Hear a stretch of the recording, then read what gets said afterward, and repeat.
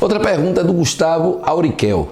Ele pergunta se é possível classificar politicamente Hitler, se Hitler seria de esquerda ou de direita. Gustavo, repare, eu particularmente não gosto muito desses rótulos. Você sabe que essa história de esquerda e direita, isso nasceu no início da Revolução Francesa, quando houve toda aquela pressão para que o rei Luís XVI desse uma solução para o problema da fome que estava graçando na França nos meados do século XVIII, em 1789, e pressionado, Luís XVI então reuniu uma assembleia com os representantes do clero, da nobreza e do povo, né, o primeiro, segundo e o terceiro estados. E na hora de haver a disposição, o primeiro e o segundo estados, clero e nobreza, que queriam que tudo continuasse como estava, porque eram justamente as classes privilegiadas, eles se sentaram à direita do rei. E a burguesia, que queria promover grandes transformações, grandes mudanças, porque era a classe empobrecida de certa forma, o povo, não é? O terceiro estado era a classe empobrecida, entre aspas, porque aí, ó, no meio do próprio terceiro estado havia desde o cara que era um barraqueiro ao cara que era um banqueiro, desde o cara que era um ladrão, ou um marinheiro, ou uma prostituta, ou um professor, ao cara que era um dono de um jornal, um intelectual, um grande financista. Todo mundo que não era clero nem nobreza era considerado terceiro estado, era considerado povo. Então, evidentemente, dentro desse povo que queria transformações, que queriam mudanças, você já vê uma heterogeneidade muito grande.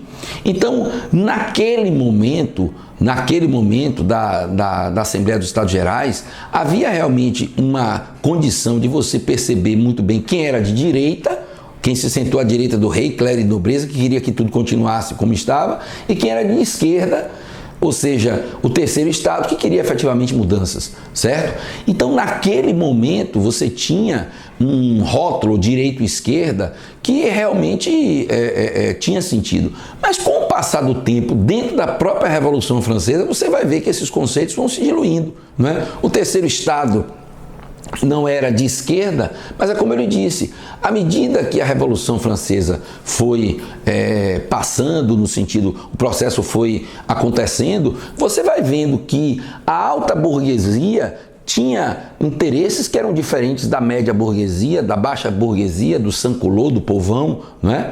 Partidos diferentes vão se formando. O próprio terceiro estado, ele se cinge, ele se divide. Então, esses rótulos de direita, de esquerda, são rótulos que, na grande maioria das vezes, não correspondem à realidade. Hitler era de direita ou de esquerda?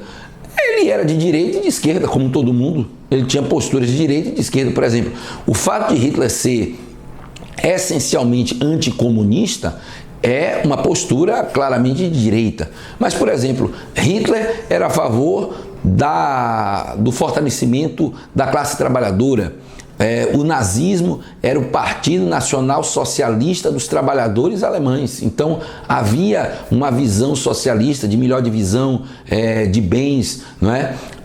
Hitler criticava constantemente a classe dos banqueiros, criticava constantemente a burguesia judia, que estava em grande parte envolvida com os negócios bancários. Hitler falava de uma divisão mais absoluta, uma divisão mais justa dos bens. Repare, por exemplo, que Hitler tinha horror às pompas.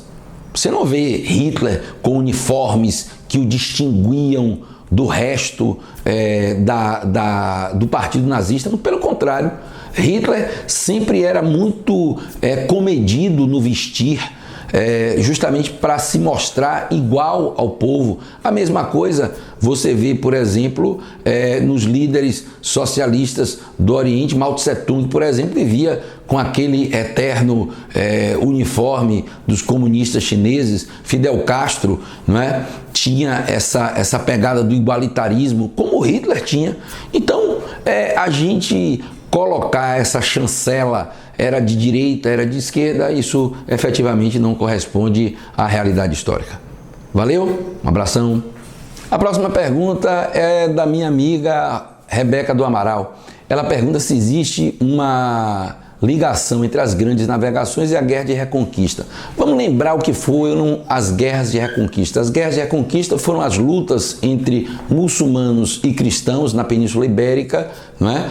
Os cristãos tentando retomar as terras que tinham sido invadidas pelos árabes, pelos mouros, no início do século VIII, no ano 708, não é? A partir do sul da Península Ibérica.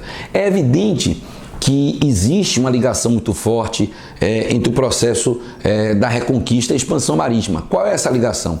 Quando Portugal consegue se livrar da ocupação muçulmana no final do século XIV, Portugal inicia nesse momento um processo de consolidação do seu Estado nacional. Vai havendo uma transição cada vez mais forte, não é? Do Estado feudal para o Estado nacional. Isso se dá em meio ao século XIV e em 1385 a gente tem a consolidação do Estado Nacional Português com a Revolução de Avis. Essa consolidação do Estado Nacional ela acontece primeiro na Península Ibérica justamente porque havia a necessidade da união dos povos cristãos em torno de uma liderança única para lutar contra os mouros.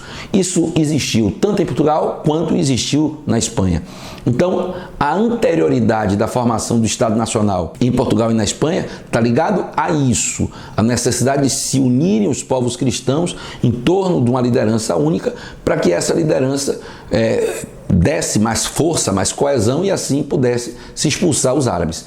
E essa centralização política é um dos fatores essenciais que explica a anterioridade de Portugal e depois da Espanha no processo da expansão marítima. Para o processo da expansão acontecer, era preciso haver uma unidade nacional. Era preciso que um acontecimento tão grande, um processo dessa magnitude, efetivamente ele tivesse toda uma unidade, toda uma união. Era preciso que todas as classes estivessem inteiradas nesse processo e para isso era fundamental que houvesse um rei efetivamente forte, não é?